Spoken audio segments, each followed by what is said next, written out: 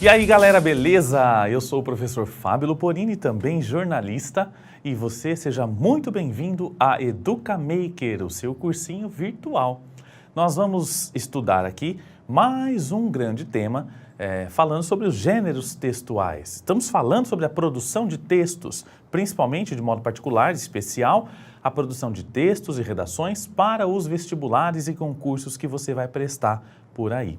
Então nós estamos resgatando alguns temas, né? Falando sobre gêneros textuais, falando sobre memes, falando sobre charge, notícia, quadrinhos, entre outros aspectos que podem cair como textos de apoio nos vestibulares. Hoje, de modo específico, nós vamos falar sobre textos literários, ou seja, é um grande tema que dentro dele, um grande guarda-chuva que dentro, embaixo dele, tem muitos e muitos exemplos de textos literários. E aqui nós temos que nos atentar de forma particular para os textos literários, porque há uma grande dificuldade de interpretação. Por conta da nossa pouca leitura, nós brasileiros lemos pouco, né, em relação a outros países, principalmente países europeus. Mas justamente por causa dessa nossa pouca leitura, nós temos muitas vezes dificuldade de interpretação ao ler um texto que seja literário. Porque o texto literário, ele tem características, ele coloca personagens, emoções, ele coloca entrelinhas, que muitas vezes, se nós não nos atentarmos, nós não lermos com muita atenção, nós não vamos conseguir interpretar. Então, o texto literário, que tem essa função mais artística, mais estética, mais bonita, que brinca, que faz um jogo de palavras, que faz rimas, que coloca sinônimos, antônimos, ou que vão colocando palavras como se fossem semelhantes, mas às vezes não tem nada a ver, ou seja, que são características de poesias, de poemas, de músicas, de contos, de crônicas, etc. Esses textos literários, eles querem, de uma forma às vezes recreativa, de uma forma ideológica, de uma forma filosófica, provocar no leitor, ou seja, aquela pessoa que está lendo, uma reação que seja de uma emoção, de uma tristeza, de um sentimento, de uma alegria, de uma angústia, enfim. Então essas emoções, para serem provocadas no leitor, o texto literário, ele se utiliza aí de ficção, por exemplo, se utiliza de subjetividade, de conotatividade, ou seja, de colocar uma palavra com um sentido figurado, além de elementos artísticos e figuras de linguagem, palavras que são colocadas ali num sentido diferente, metaforicamente, aquilo que significam, E essas interpretações, então, é que nós vamos ter que fazer. Agora, quero chamar você aqui para o quadro, para a gente dar aqui e deixar registrado alguns exemplos de textos literários. Por exemplo, o primeiro, é claro, o poema. Quem nunca, durante a vida escolar, precisou até escrever um poema, não é verdade? Precisou, então, fazer um poema e brincar com as rimas e com as palavras e assim por diante. Então, o poema é geralmente um texto, escrito em versos, em estrofes, em prosa, pode ser também, e tem uma característica que é a poesia, Então, a poesia são as características que sensibilizam, que emocionam as pessoas. Veja, um poema pode não ser poético, mas um poema ele pode ser de outra forma, um pouco mais trágico, sei lá, mas a poesia é uma característica de muitos poemas que nós conhecemos. E os mais famosos, nossos autores mais famosos, são, por exemplo, Carlos Drummond de Andrade, Vinícius de Moraes, Clarice Lispector, Ferreira Goulart, que morreu há poucos anos, entre outros aí que a gente tem na literatura nacional, na literatura brasileira e que identificam, que representam muito bem o gênero de poemas dentro da realidade brasileira.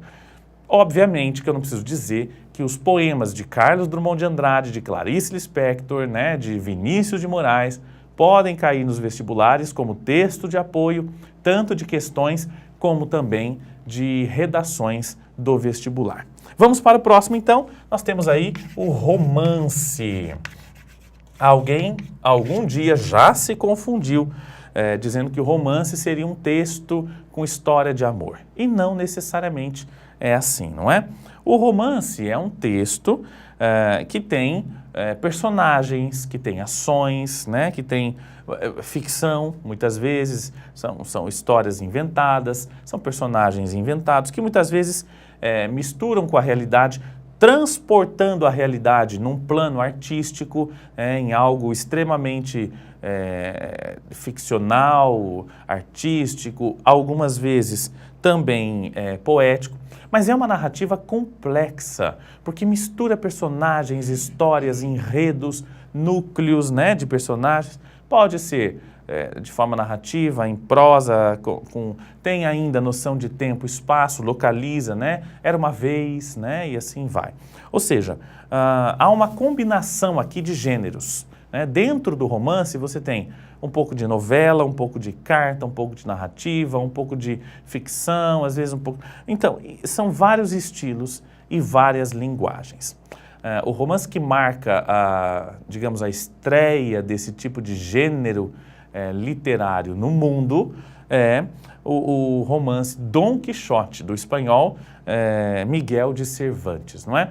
Então, a gente, na nossa infância, a gente já precisou ler ou já estudou um pouquinho disso. E é o romance de Dom Quixote que vai definir algumas características da prosa romanceada a partir de então e até hoje, né, como nós conhecemos, né? Claro que com outras características, né, com outras diferenças, com coisas que foram acrescentadas ao longo do tempo, mas o Dom Quixote é uma obra que tem uma data histórica e que marca essa estreia do romance. Agora, como nós conhecemos no Brasil, em forma de vídeo, nós temos a novela, mas a novela não necessariamente ela seja na televisão ou como uma série, enfim.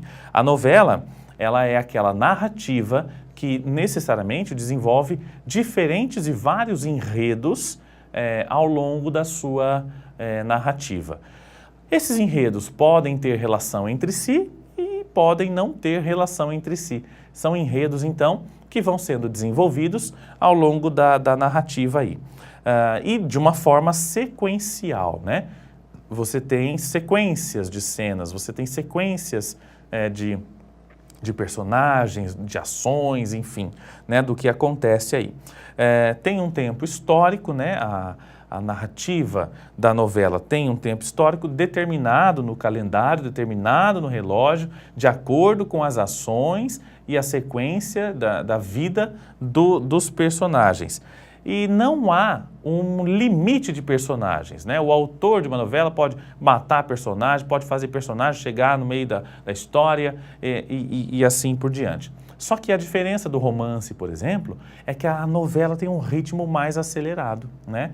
Se a gente pegar, por exemplo, a novela na televisão, é isso que acontece. Se você perdeu um dia, no caso do livro, você perdeu um capítulo, você já perdeu, então, uma parte importante daqueles personagens, tá legal? Agora, um texto um pouquinho menor, nós vamos falar sobre o conto, que também é uma narrativa, né? Ficcional, muitas vezes, que tem características aí de prosa, só que é um texto mais curto, é um texto que também pode ser escrito em livros, pode ser escrito em jornais, pode ser publicado em blogs e assim por diante, que também tem todos os personagens, a sequência, muitas vezes, uma história, e o ponto alto do conto é um determinado clímax. No momento, veja, a novela, ela tem vários clímax, né? Vários momentos ápices, vários momentos importantes, várias características. Agora, o conto, ele tem um grande clímax, né? Então, ele tem normalmente uma introdução, um desenvolvimento e um tchan, né? Aquele momento em que você fala, uau, né? Que você se emociona naquele momento, que você prende o fôlego, perde o fôlego, lendo aquele texto, lendo o conto. Então, o clímax do conto, ele e claro, você também tem Carlos Drummond de Andrade, Clarice Lispector, Lígia Fagundes Telles e o grande Luiz Fernando Veríssimo, que é um dos nossos contistas aí, hoje, atualmente, mais importantes em atividade no Brasil. Todos esses, repito, podem também cair em vestibular podem cair nas provas, nas questões, como texto de apoio, e alguns desses textos, por exemplo, como um poema, um conto, o que é muito raro, mas pode acontecer, podem ser cobrados para que você, candidato ao concurso, ao vestibular, tenha que escrever um conto, enfim, um desses textos literários, com narração, com personagem, com clímax e assim por diante. Espero que isto tenha lhe ajudado. Eu sou o professor Fábio Luporini, você está aqui na EducaMaker e a gente se vê na próxima aula. Até mais!